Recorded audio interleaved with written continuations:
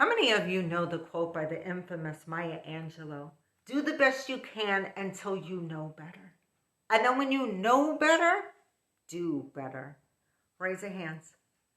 For many of you who don't know who Maya Angelou was, she was a leader, a civil rights activist, an actress, a writer, and a renowned poet. And to me, she was an incredible human being. She exuberated wisdom and gave it freely. I learned of Maya Angelou when I was 15 years old, when I was indeed going through some trying times, and she easily became one of my favorite authors. I actually began to implement some of her writing styles into my own poetry. However, I missed several opportunities to capture her advices and implement them into my own personal growth. You see, for many years, I was that stubborn, selfish, you can't tell me nothing child. And that same mentality ended up rolling over into my adulthood. As you can imagine, because of this colorful character, I created things to be not so easy for me. I remember one day I was at work and my lead and my co-lead asked me to come in and have a meeting with them, and I had no idea what was going on.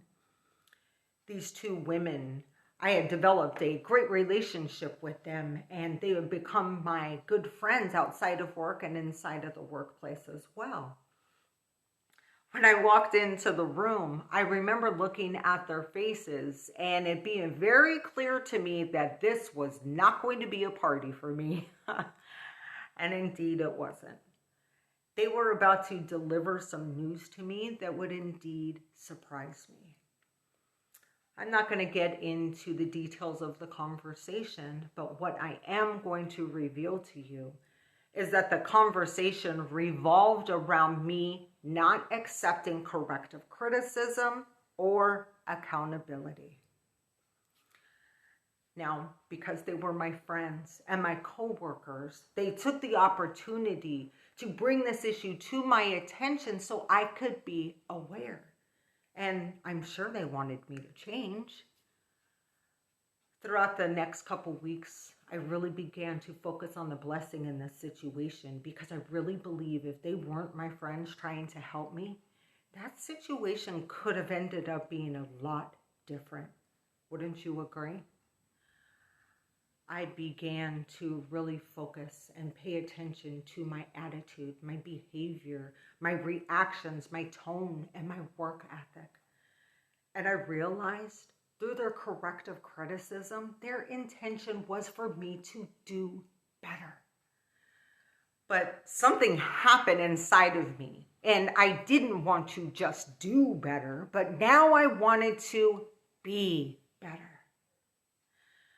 More often than not, people have a hard time accepting corrective criticism and accountability because it causes them to look at their mistakes, their insecurities, and their challenges within. And that makes a person feel uneasy, right? We don't want to hear about those things. We only want to hear the good stuff, right? I am so proud of you, or you are doing a great job, or thank you for accomplishing that task. That makes us feel good. I'm going to tell you a little secret though. It takes someone to be so secure within themselves that they have to realize that they're not perfect and that you're gonna make mistakes. And sometimes it takes someone else to point that out, and you have to be okay with that.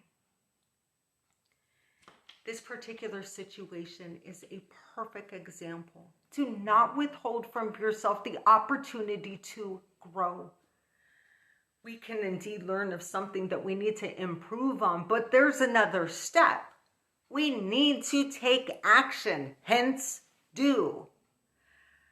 The most significant part of it all, though, is to implement the action into your being and who you are, hence be better.